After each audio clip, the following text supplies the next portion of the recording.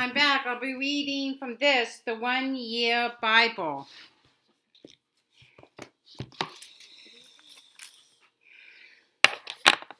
May 12th, 1 Samuel chapter 12, verse 1 to 1 Samuel chapter 13, verse 22. Samuel said to Israel, I have listened to everything you said to me, and have set a king over you. Now you have a king as your leader. As for me, I am old and gray, and my sons are here with you. I have been your leader from my youth until this day. Here I stand. Testify against me in the presence of the Lord and his anointed. Whose ox have I? Have I taken? Whose donkey have I taken? Whom have I cheated? Whom have I oppressed? From whose hand have I accepted a bribe to make me shut my eyes? If I had done any of these, I will make it right. You have not cheated or oppressed us, they replied. You have not taken anything from anyone's hand. Samuel said to them, the Lord is witness against you, and also his anointed is witness this day, that you have not found anything in my hand. He is witness.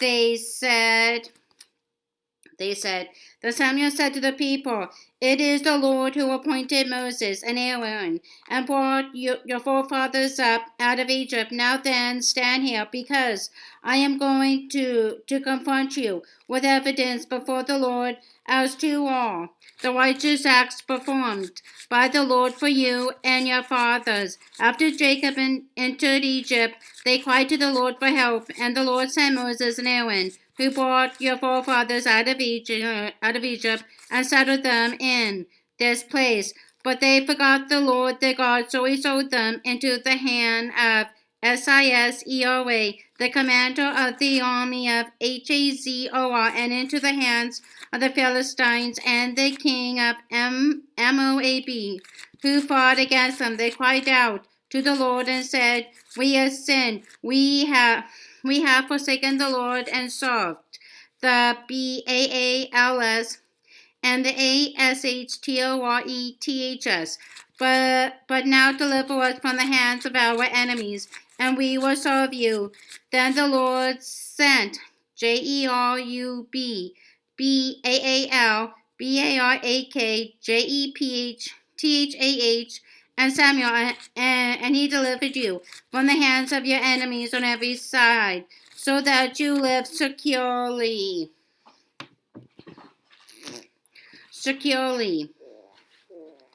But when you saw that Nahash, king of the Amorites, was moving against you, you said to me, no, we want a king to rule over us, even though the Lord your God was your king. Now here is the king you had chosen, the one you asked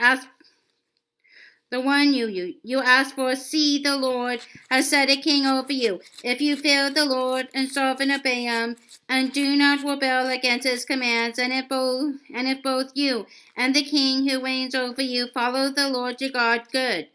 But if you do not obey the Lord, and if you rebel against his commands, his hand will be against you, as it was against your fathers. Now then, stand still and see this great thing the Lord is about to do before your eyes. Is it not wheat harvest now? I will call upon the Lord to send thunder and rain, and you will realize what an evil thing you did in the eyes of the Lord when you asked for a king. Then Samuel called upon the Lord, and that same day the Lord sent thunder and rain, so all the people stood in awe of the Lord and of Samuel. The people all said to Samuel, pray to the Lord your God for your servants, so that we will not die, for we have added to all our other sins the evil of asking for a king. Do not be afraid, Samuel replied.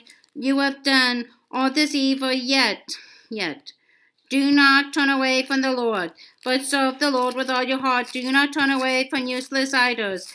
They can do you no good, nor can they rescue you, because they are useless. For the sake of his great name, the Lord will not reject his people, because the Lord was pleased to make you his own. As for me, far be it from me that I should sin against the Lord by failing to pray for you, and I will teach you the way that is good and right. But be sure to fear the Lord and serve him faithfully with all your heart. Consider what great things he has done for you. Yet if you persist in doing evil, both you and your king will be swept away.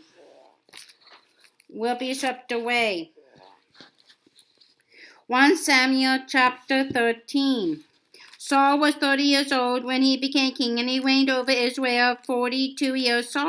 Saul chose 3,000 men from Israel. 2,000 were with him at Mash, and in the hill country of Bethel, and 1,000 were with Jonathan, Gibeah, and Benjamin. The rest of the men he sent back to their homes. Jonathan attacked the Philistine outpost at Gibeah, and the Philistines heard about it.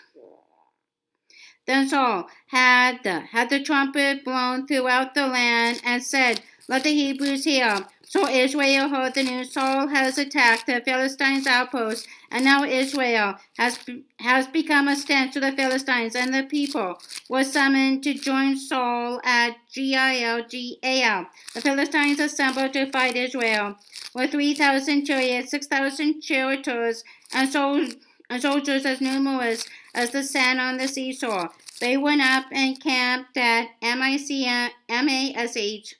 Esabeven. When the men of Israel saw that the situation was critical and that the army was hard pressed, they hid in caves and thickets among the rocks and in pits and cisterns. Some Hebrews even crossed the Jordan to the land of Gad and Gilead. Saul remained at Gilgal, and all the troops with him were quaking with fear.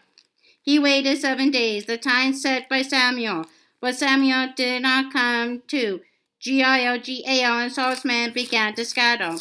So he said, "Bring me the burnt offering and the fellowship offering." And Saul offered up the burnt offering.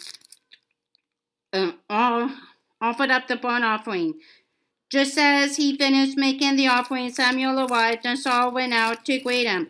"What have you done?" asked Samuel. Saul replied, "When I saw that the men were scattering, and that you did not come at the set time, and that the Philistines were assembling at Mash, I thought, now the Philistines will come down against me at Gilgal, and I have not sought the Lord's favor, so I felt compelled to offer the burnt offering." "You acted foolishly," Samuel said. "You have not kept the command the Lord your God gave you. If you had, he would have established your kingdom over Israel for all time.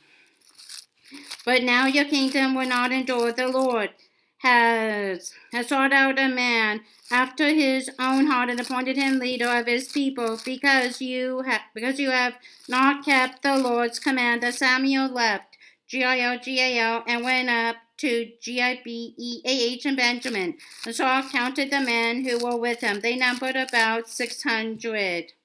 Saul and his son Jonathan and the men with them were staying in Gibeah and Benjamin, while the Philistines camped at Mash.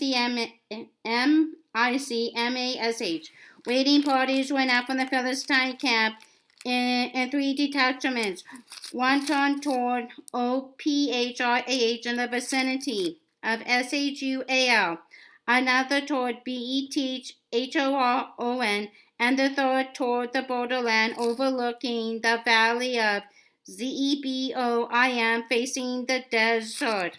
Not a blacksmith could be found in the whole land of Israel, because the Philistines had said, otherwise the Hebrews will make swords or spears. So all Israel went down to the Philistines to have the plowshares, mattocs, axes, and shekels sharpened. The price was 2/3 of a shekel for sharpening plowshares, and mattocs, and 1/3 of a shekel for sharpening forks and axes, and for repointing goads. So on the day of the battle, not a soldier was Saul, and Jonathan had a sword or spear in his hand. Only Saul and his son Jonathan had them.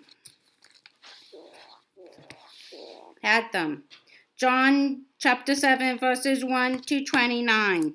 After this, Jesus went around in Galilee, purposely staying away from Judah because the Jews there were waiting to take a sight. But when the Jewish feast of Tabernacles was near, Jesus' brother said to him, "You ought to leave here and go to Judea, so that your disciples may see the miracles you do.